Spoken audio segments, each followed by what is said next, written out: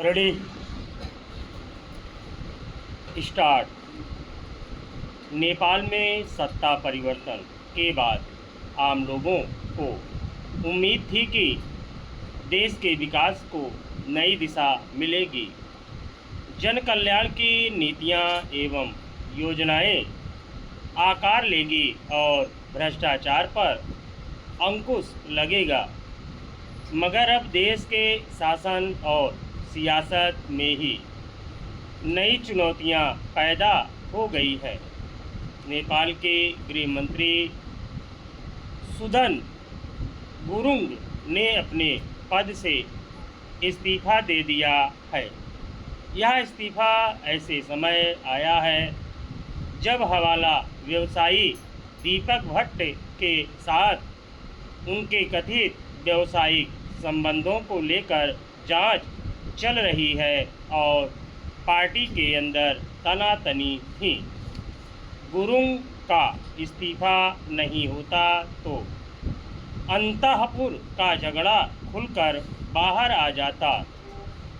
उनका कहना है कि उनसे जुड़े मामलों में निष्पक्ष जांच सुनिश्चित करने के लिए उन्होंने पद से इस्तीफा दिया है, ताकि कोई ये ना कह सके कि पद पर रहते वे जांच प्रक्रिया को प्रभावित कर रहे हैं।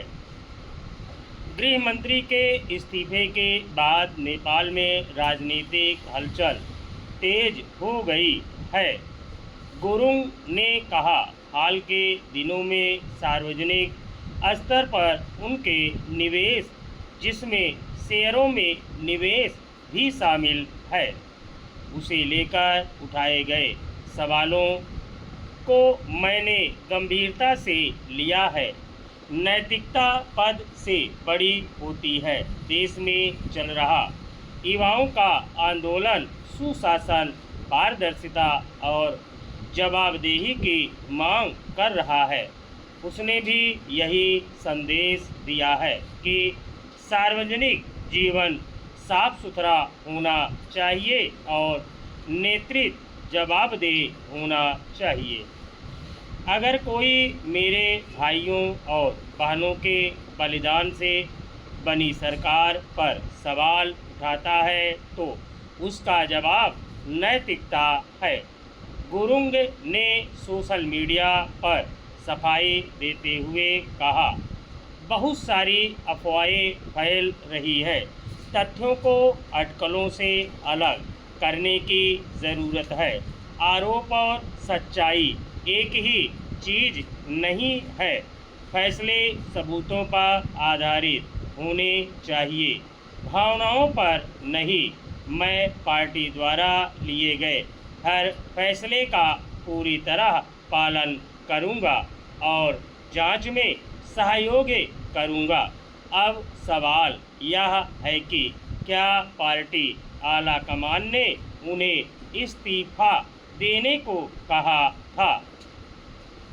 गौरतलब है कि बालेंद्र शाह के नेतृत्व वाली मौजूदा सरकार में किसी मंत्री का यह दूसरा इस्तीफा है। प्रधानमंत्री ने 9 अप्रैल को श्रम, रोजगार और सामाजिक सुरक्षा मंत्री दीपक कुमार शाह को पद से हटा दिया था। उनको पार्टी अध्यक्ष रवि लामिछाने के एक औपचारिक पत्र के बाद हटाया गया था।